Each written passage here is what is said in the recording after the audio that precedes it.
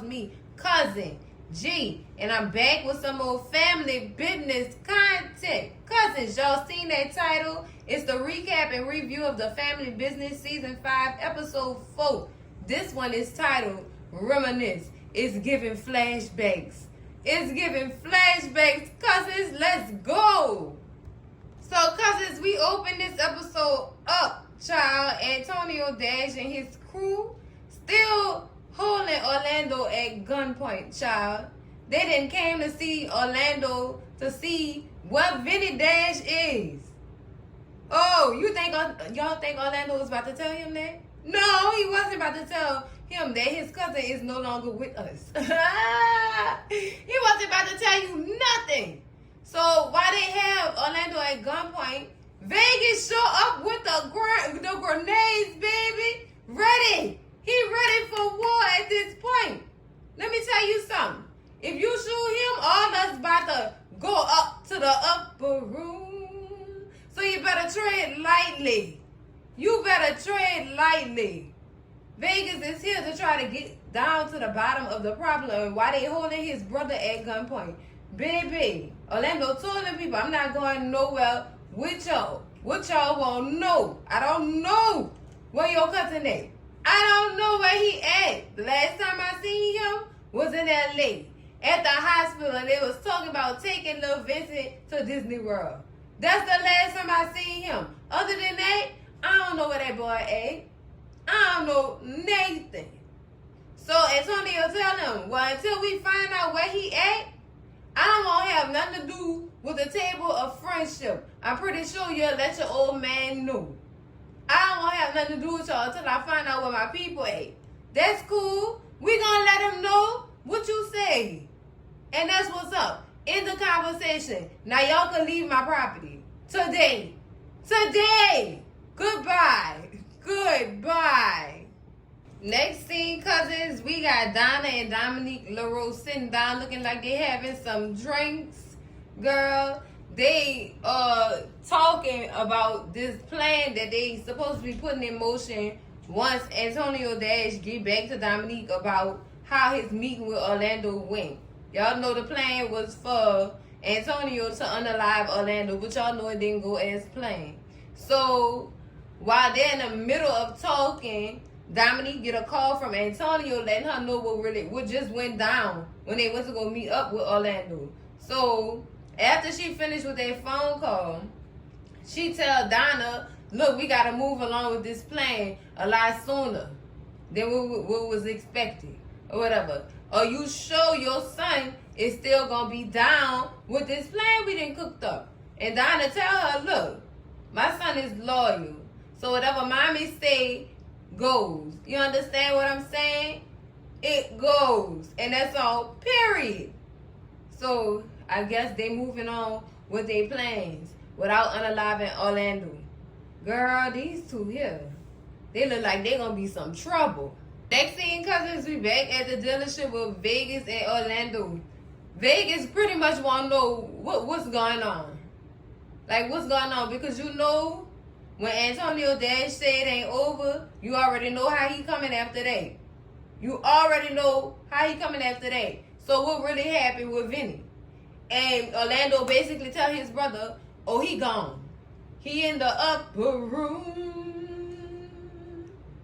So Vegas tell him, oh, you know it's about to be trouble once Pop find out what Antonio Dash said about leaving the table. You know what's coming. When Antonio Dash said, me and these Italians leaving this table, it's about to be trouble.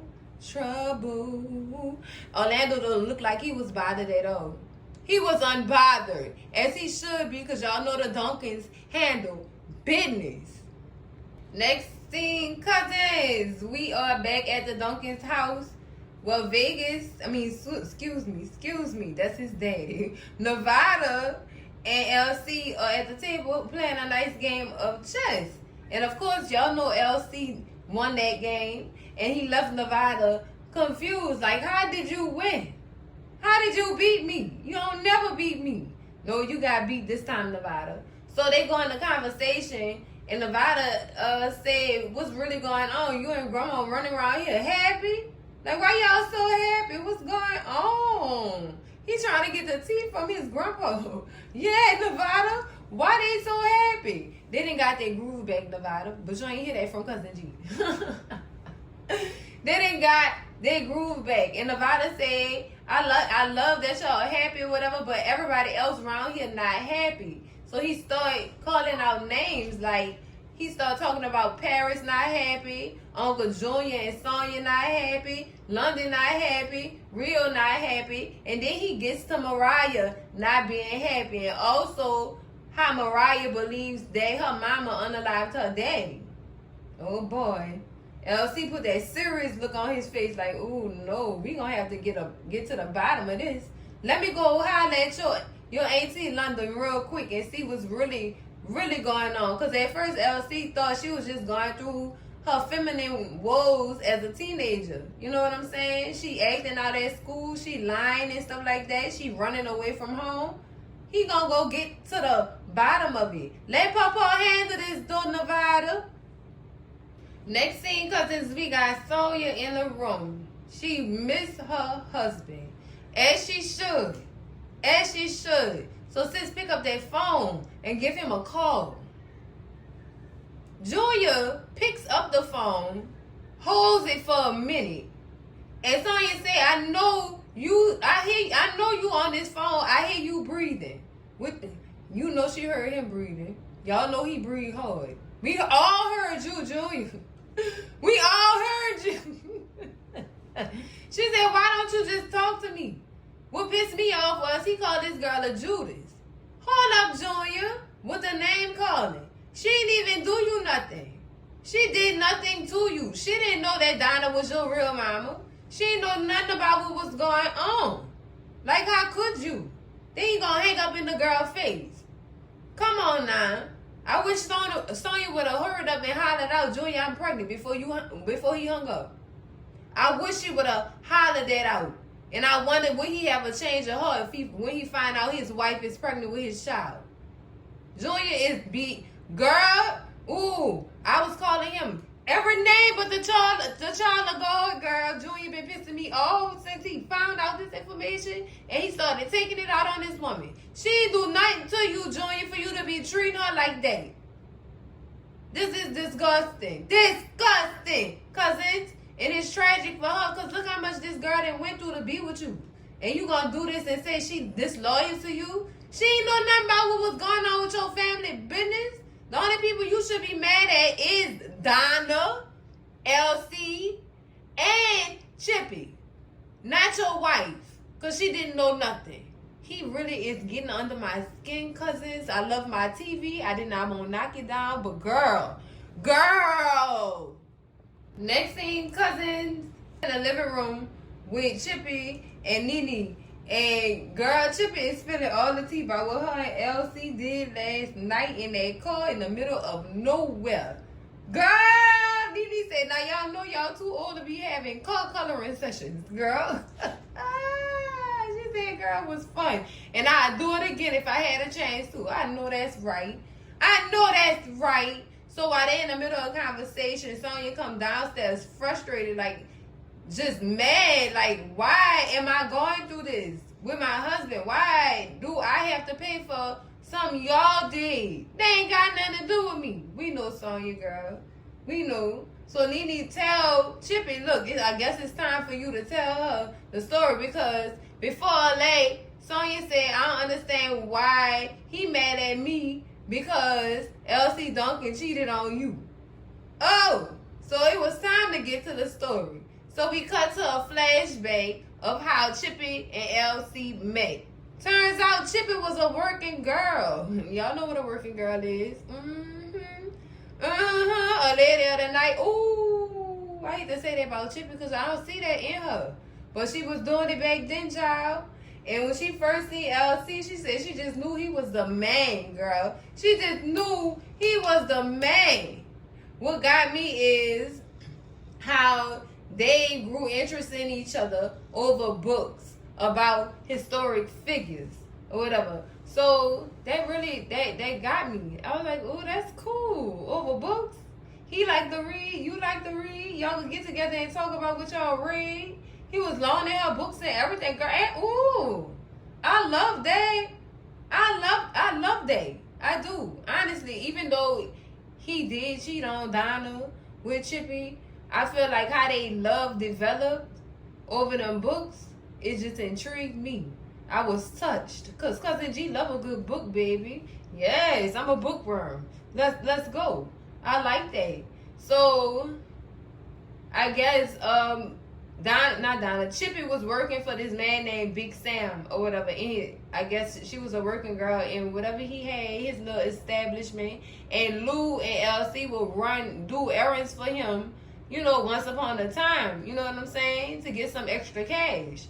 So, after LC leaves the club, he gets in a call with Donna. And Donna been stuck up, girl. Been. Donna is the daughter of a doctor.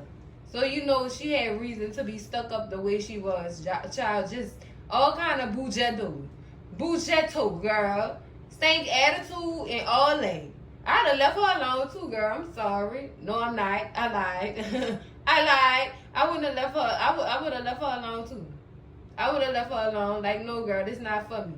She didn't understand what LC was doing with his brother in that club. She didn't try or care to understand. She seen better in LC, and I do understand that. Like, you're a college man. Why do you need to belittle yourself to go do this type of work? So he told her, you know what's up, and you know why I gotta do what I gotta do. She still had a little stank attitude, child. So we back in the club, right? Chippy got this friend named Big Shirley. And Big Shirley say, girl, you know he engaged. You know he getting ready to get married to this girl. Why is you even checking for him? Man, Chippy did not care. She just knew that was her man. She knew that was her man. So we leave the flashback and we go back to the living room. And Sonya like, so LC Duncan cheated on Donna with you? Oh, man. Now we getting somewhere. But before Sonya could say, oh, see now, Chippy tell her, look, baby, it's more to this story than you know. Girl, well, spill tea, Chippy, because I'm trying to find out. I'm trying to see something right quick. Next scene, cousins, we got Donna and Junior. Junior is getting dressed up, suited and booted, baby. His mama come in saying, oh, boy, look at you. Look at you. This is giving her a memory of her father. She said, baby, you look good, just like my daddy. Oh, I look like your daddy. Yeah. You know what, Donna, girl? I'm going to get to the bottom of her because, girl, the positivity in my lungs right now, girl. I don't want to even force it out. So we get to Donna's flashback. To her and LC. She putting one of her daddy ties on LC. LC is terrified of her daddy. Like, dude, you sure your daddy gonna be okay with me wearing one of his ties? And she said, you know what? He have so many, he probably won't even notice that it's gone.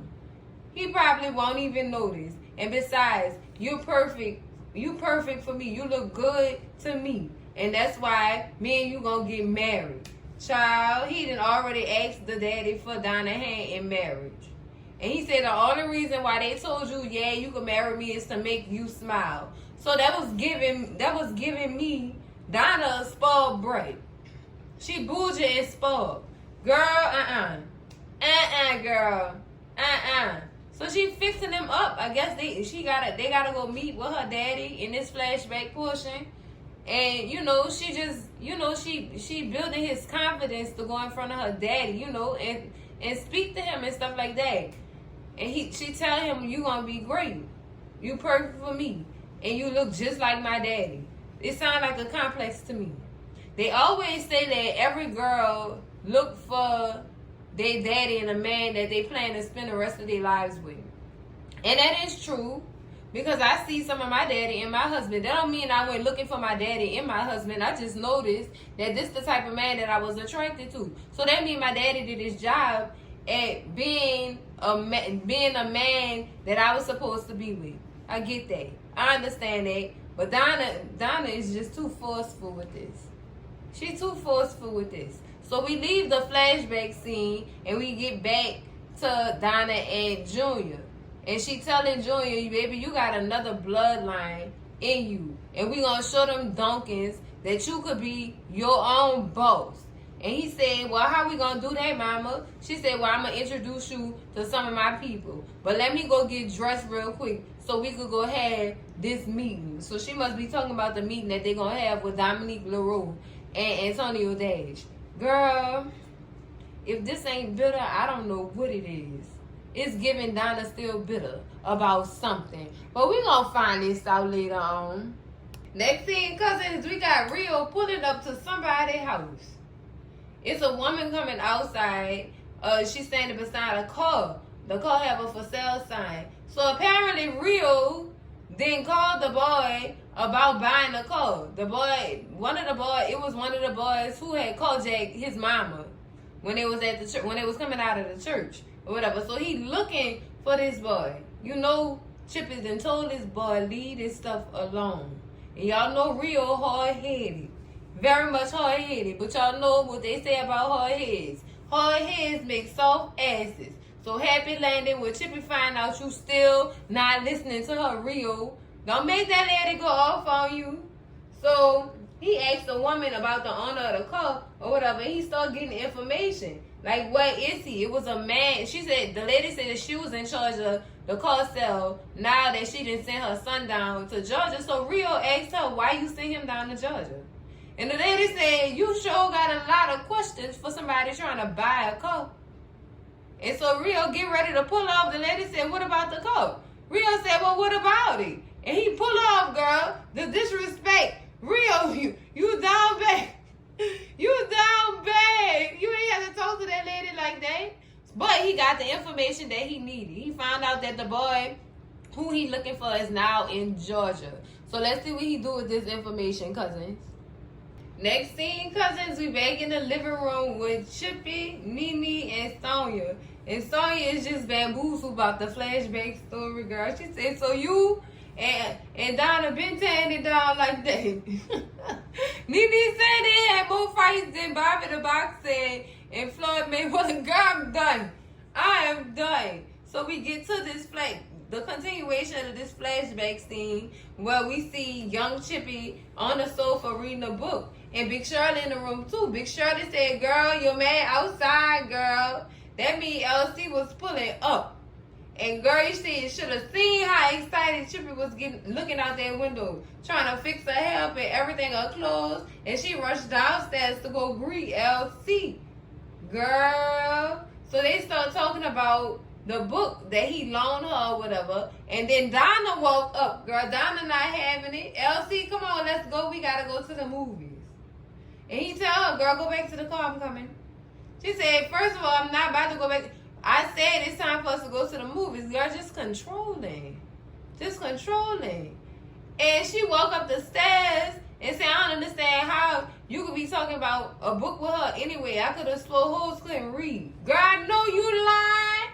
I know you lying. Now in this scene, I see Chippy being graceful, respectful, but Donna got out of line, sis.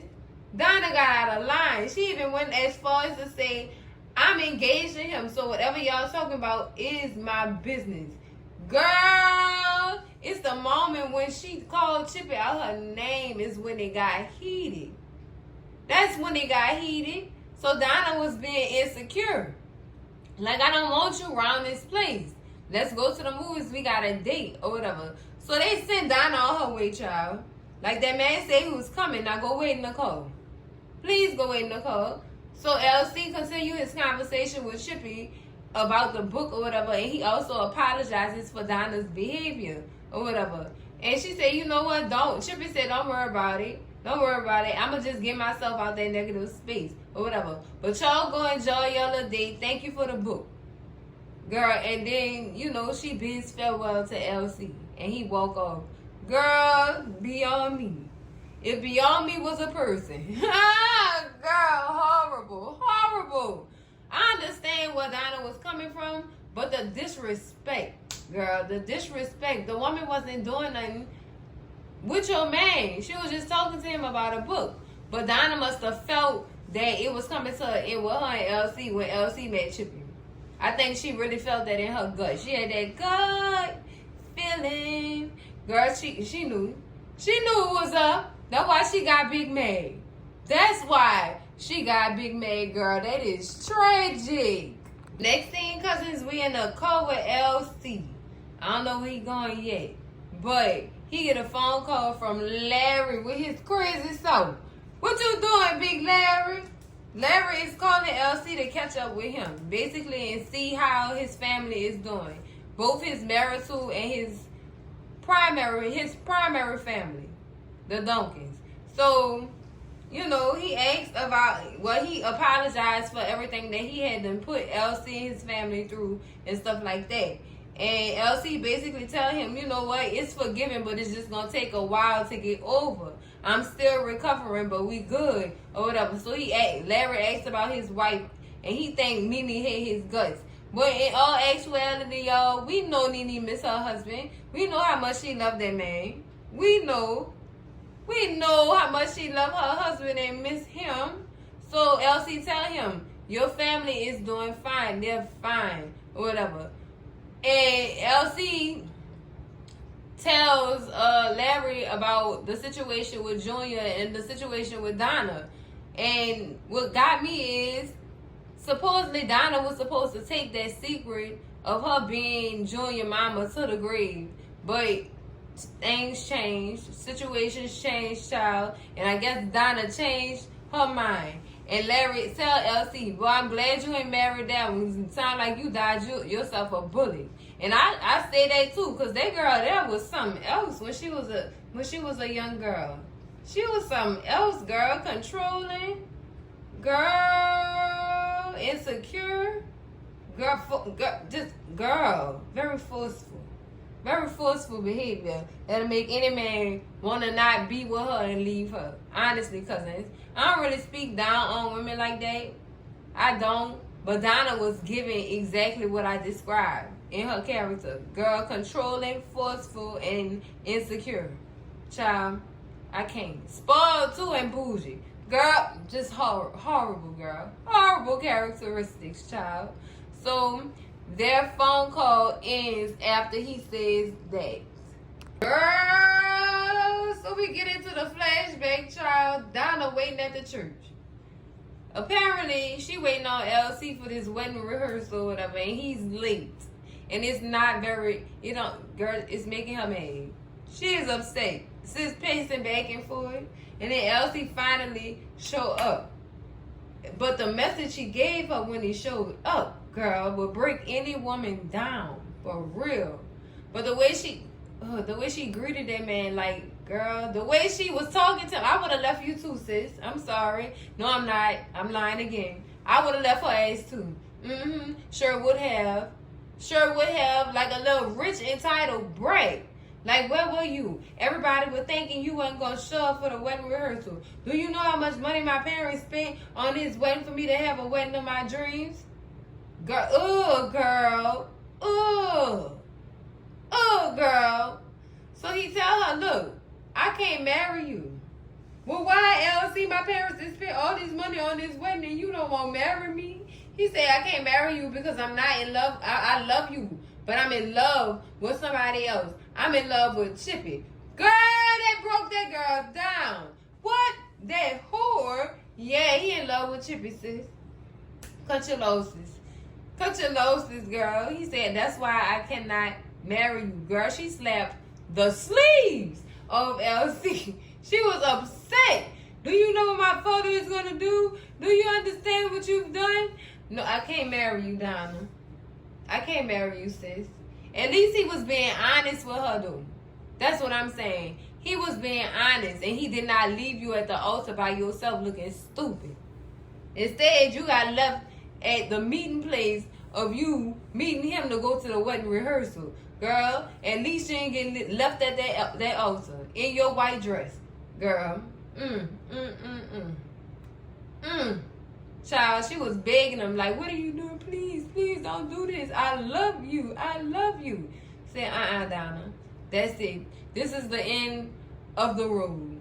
He left sis on them church steps crying her eyes out, girl. Just crying her eyes out. He pulled off in his car, and that was all she wrote. Then we get back to present day, but LC still sitting in the car, looking like he is at peace with what he did not go through with. I understand, brother. I understand, LC. You did what needed to be done. You did what needed to be done. At the end of the day, I'm not mad at him. Next thing, cousins, we got Nevada and Rio. Rio is coming to Nevada to get information on a woman and her son, or whatever. And he said, well, you got me doing all this work. What you gonna do for me? And Rio tell him, look, what I'm gonna do for you is not tell grandma that you helping me do something that she asked me not to do. Oh, boy, you wrong for that, Rio. You is wrong for that. So he pulled up the information that Rio asked him for about the woman, and also pull up information on her son or whatever. And Nevada asked him, well, now that you have this information, what you gonna do with it? Rio tell him, I know the boy in Georgia, I just don't know where to look for him or whatever. And he said, you know what? I know the perfect person. They bring up Curtis. Now y'all gonna put Curtis to work too? Curtis got 2 jobs, messing around with his family. To go find out who messing with Paris with these blue roses, and now also to go find this dude in Georgia. Girl, I mean, I ain't mad. Y'all giving Curtis some work, because y'all know Curtis was feeling some kind of homesick in the last episode. So it's good that he actually getting him some work and getting out the house. You know what I'm saying? But damn, Rio. Damn. You don't have to do that to your nephew like that. Next scene, cousins, we at Dr. Richardson's office. It seems like Elsie came to her to come get some answers as to what's really been going on with him. And Brandy is on the doggone computer looking up research on his blood work to try to see. And sis is like, she taking it back, like, Lord, boy, them testosterone levels is high. You got the testosterone level of a 30-year-old. What you been doing? Did you take them supplements that I prescribed to you? And he said, no, I just been doing a lot more work. A lot more work than usual or whatever. And plus, me and Chippy been getting down in the bedroom a lot. And in the car, LC forgot to say the car in the middle of nowhere. Oh, girl, I gotta crack myself up. So she was like, well, other than that, I don't know what's going on. But you look good to me. Girl, he sound good to me. He got his groove back. I ain't mad. Get it, LC. LC say he trying to get it in as much as possible for a person his age. I know that's right. LC. Next scene, cousins, we got Big Junior in the mirror, bucking his head up as usual. His mama then put all this doggone BS in his head that he is a boss. I understand what you're trying to do, Donna, but to include your child in a bag from a promise you made a long time ago and not tell him the whole truth, it's really bothering me. It really is. Because now he have misplaced anger towards the people who took care of him his whole goddamn life. And it's really bothering me. So he get a knock at the door, the doorbell ring, and it's Vegas coming to pay him a visit to ask him, dude, you still doing a job that you were supposed to do? And I ain't talking about the dealership. I ain't talking about who you feel is loyal to you and stuff like that. I'm talking about that job with them Italians. Are you still doing that job? So before Junior gives him an answer on that, Junior asks him, did you know that Donna was my biological mother this whole time? And Vegas said, yeah, man, and I didn't want to tell you because I didn't want to hurt you. What you don't understand, Junior, is it wasn't his place to tell you either. That was on you and your parents. You understand what I'm saying? So who you really mad at, Junior? See what I say see what I mean when I say misplaced anger? He have a right to be upset. Yeah, that's his prerogative. But you have misplaced anger and you mad at the wrong people. The person that you should be mad with is your mama. You should be mad with your mom, not these other people. Your mom.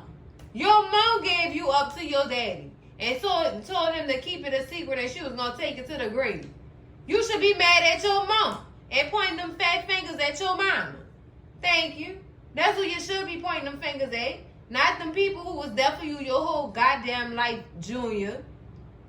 So he clearly just told Vegas, screw you and them people and that job. Just basically like that. Girl, I can't. I cannot with Junior Duncan. I can't, girl. So, y'all, next scene, Vegas is in a car. And he decides to call Curtis to let him know what was up or whatever. And Curtis like, you know what? It's time for everybody just to start being honest with him. Or else he'll never know. Or whatever. He'll never know how Aunt Chippy saved his life. Girl, Donna, what you did with that baby? He could have, and Curtis went on to say he could have died. Like, what did this girl do with her baby? What you really did, Donna? See what I'm talking about? See what I'm talking about? This bitter broad did something to that baby to make LC mad.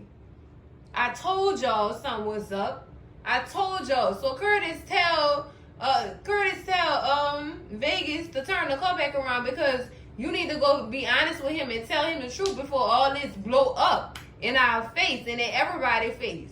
Tell him the truth about what Donna really did when he was a baby. Girl, So Vegas pulled back up just in the nick of time. Just in time to catch Junior welcoming Dominique LaRose. And doggone girl, this is horrible. This is so horrible. Just in time to see Junior welcoming Dominique LaRose and Antonio Dash into his house, child. What is going on? So, I hate to say it like this. Vegas was looking like, I know you lying. I said it before. I know you lying. So he got on the phone with his daddy, said, Pops, this is bigger than we thought. And some shit is about to go down. Girl, Lord. I won't know what the hell she did to him when he was a baby, though, cousins. I really won't know, girl. I really won't know this tea. Well, cousins, that's it for the recap and review of the Family Business Season 5, Episode 4. Reminisce, girl. Oh, Lord, these flashbacks was taking me. They was taking me, girl. Oh, I didn't know this was how it all went down. Maybe I should have read the book. Somebody tell me where that book is so I can read it, because they probably got more details in there. Y'all know how the book have more details than the actual story that's being put on the screen in front of us, girl. This is messy. Cousins, but I'm here for it. But that's it for the video, cousins. Make sure y'all slap that like button like it owe y'all some money. Scream at Cousin G in them comments. Y'all let me know how y'all felt about how Junior was doing Sonya down bad without doing nothing, girl. They need to tell Junior the truth for real, cousins. They need to give him all honesty, child. Please, ASAP. Please give him the honesty. Give him the truth, please. Lord, so all of us could be okay. Oh, baby, share this video with all y'all people, your mama, your daddy, your sister, your brother, y'all cousins, your mess ass auntie, your nose ass uncle who probably wanted to know what that meeting was about to be about in their house. I want to know too. Oh, what do Dominique LaRose and Antonio Dash got up them sleeves of theirs, child? I'm trying to see something. What Donna did to that baby, though? That's what I want to know, That's what I want to know. And baby, if you not subscribed to the channel yet, girl, what is you waiting on? Cousin G waiting on you at the door with open arms, girl. And I'ma leave the door open. Subscribe to the channel, cousin. And I'ma see y'all in the next video, cousins. It's the family business. Love y'all.